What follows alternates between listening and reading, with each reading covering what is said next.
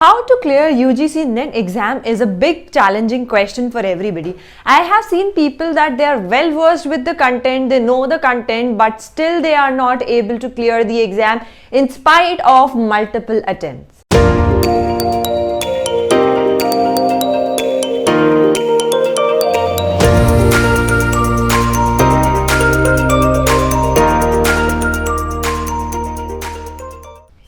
Hi everyone, I'm Megha and welcome to UGC NET with Megha, and in this video we are going to discuss that how can we prepare for UGC NET exam in the short span of time, because the exam dates have been announced and this time the exams are being conducted from 2nd of May till 17th of May 2021. So you are left with only 3 months of time for your preparation, including your revisions and mock tests. So how you should plan things out and in what manner you are required to prepare for the exam if you have to clear the exam in the single attempt itself. So what I have generally observed is that there are few things which people ignore. They know everything but still they ignore those facts, and this is not with one or two person, but it is with everybody. The case is same only. We all know that what is to be done, but when it comes to studying we tend to forget the very basics. And here in this video I am not going to tell you something new or special, but only would remind you of those points which you generally miss out while planning your preparations. So the very first thing that you need to understand here is that for competitive exams which are particularly MCQ based, you don't need hard work, you need smart work. Of course, you need to put in efforts, but then put your efforts in the right direction with right amount of energy. Excess of anything can ruin your preparations. So now the first thing that you need to keep in mind is that always divide your syllabus in 3 parts. One that you already know very well. Of course, for paper 1 and paper 2, no matter whatever is your subject of paper 2, there would be some topics which would be your favorite or which you know by heart. So divide the course accordingly. Put all those topics which you know by heart or for which you are sure enough that you can ask me anything and I have the answer. So first category would be of those topics. Second category would be of those moderate topics wherein you know something but there are few things which are not clear to you. That would be your second category. And third category, you have to put all those topics wherein you know nothing about the topic. So these are the 3 categories in which you are required to divide your entire syllabus. Just read the first category topics, go through them once and then solve questions once or twice and your preparation is done. Don't waste your time on such topics because you know these topics and any question in any form can be answered by you. So don't waste your time on those topics particularly. Now coming to the mid area topics, because you know some part and only some part is to be polished or the efforts are to be put in some part only, so less of time you can do that. So first polish that second category of topics wherein you know partial of the information and the partial information is not known to you. So pick the second category of topics next. Then practice them. First understand the concepts, then practice lot of questions from those particular concepts only which are not known to you up till now or which you have not studied in your graduation or post-graduation or in any manner for that matter. This is the second thing. Now for the third category, always remember you are not supposed to do everything and you cannot do everything. For this third category, now evaluate that what type of questions are generally asked from this third category and what is the trend, that is how many marks weightage is there for this particular third category.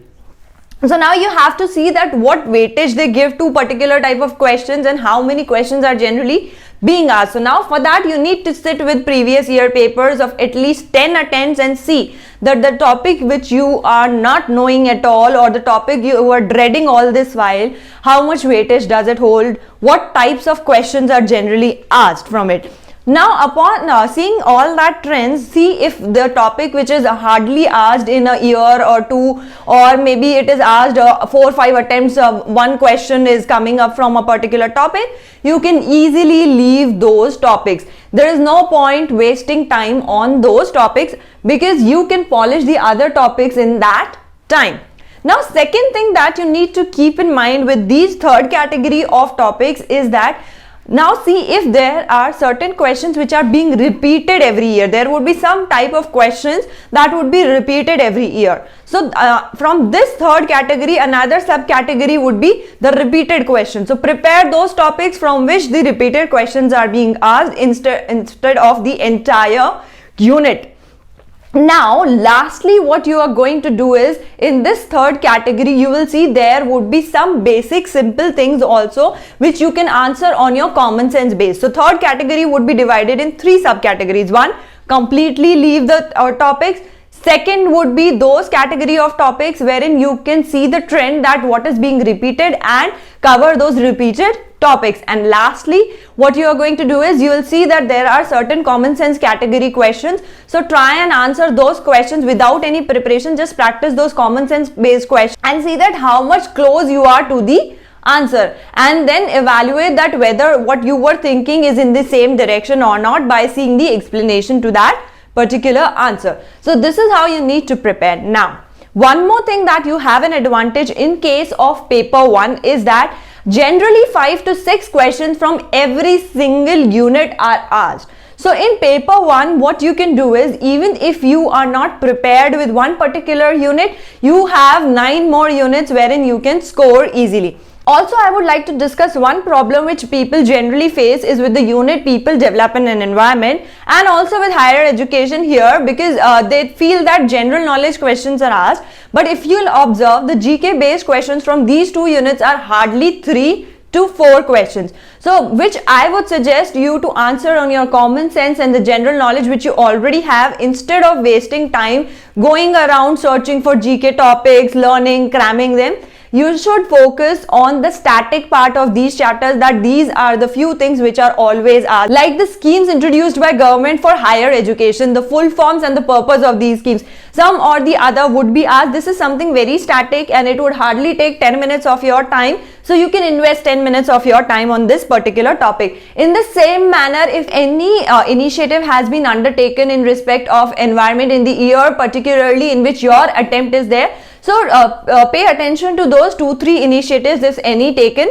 Then rest all the static initiatives which are already there and continuing for years now, you need to know about them. So this would help you counter these 2 units, that is people development and environment, and also higher education, which people generally feel are very lengthy and consume their lot of time. Now, after you are done with this planning portion, now what you need to do is you need to allocate your time. You have 90 days if you start from today till your exam. On an average, there are 90 days. So what you need to do here is that firstly, you will take 4 to 5 days out for all this planning which I have given you. Divide the portions in the 3 category, see the weightage of different topics and the trend observation. This would take 4 to 5 days of your time. So now you need to keep approximately 10 to 15 days for the first category of your topics, wherein you need to keep in mind that not just the 10-15 days of preparation would complete some portion of your syllabus, but also it will give you the right amount of confidence to continue with the topics that are left behind. So once you start with the topics you are well versed with, you feel that yes, you have covered certain portion and you feel good about it, about your preparations as well. So that would help you proceed further. Now, next thing what you are going to do is you will take up the second category of topics which are partially known to you and partially not known to you, or you are not properly versed with those topics but you have an idea. So this category of topic requires at least 20 to 25 days of your time. Now this would cover your 45 days here, that is the planning, and the first and the second category would take around 45 days of your time. Now you are left with another set of 45 days. Herein you will be giving 20 to 25 days to your third category of syllabus, and lastly your 20 to 25 days would be for your revision, wherein you have to revise whatever you have done, and you will be revising only the second and the third category because first category is already on your tips, so you don't need to revise the first category of syllabus, revise second and third category of syllabus, and then practice as many previous year papers and mock test papers as possible. But keep in mind, don't overexert yourself one day before the exam. Nothing has to be done one day before the exam. Just sit back and relax and go through the formulas, whatever formulas you have, or some important points which you feel that you will be forgetting or you tend to forget. Even in spite of multiple revisions, you know that there are few things which you would lose track of. So you just need to revise those things one day before exam, or the formulas in case your subject includes certain formulas. That is all you need to do one day before exam, and make it a policy when you are studying. After 6 days, make the 7th day for revising whatever you have done in the entire patch of 6 days, so that it gets fixed in your memory and you can retain it for a longer period of time. And another thing to test check that where you are lacking behind is that you can simply, whatever topic you have done in a day, take 10 minutes time at the end of the day and put it in short notes. That would help you to make your revision notes, and also that will help you to analyze that what are the areas which need more attention from your side. So just try to pen down everything in those 10 minutes, whatever you have studied so far. And then the next day, just recall orally that what all you had done the previous day. That would take another 10 minutes of your time, and see from those notes that what you forgot and highlight that particular portion there. So this would help you to focus on the areas which you tend to forget or where you are generally committing mistakes. And one last thing that I would like to tell you is that whenever you are preparing for these type of exams, make sure that you have certain sheets with you ready, wherein you write all the important points, or if you have formulas, then write all the important formulas on those sheets, or the things that you tend to forget every now and then in spite of learning them thoroughly. Write those points on those sheets and stick them on the walls of the room where you are studying. So whenever you are passing by, coming in and out of the room, or you are simply gazing at your walls, these things will set up in your mind. Just start reading those sheets which you will be sticking on your wall, and these things will get fixed in your mind and you will not forget such things on the day of your exam. So that would be all for this video. Thank you for watching this video, and if you want me to cover any particular topic, you can leave your comments in the comment section below. And for more details, you can visit our website www.ugcnetwithmegha.com, and the link for the website is given in the description below.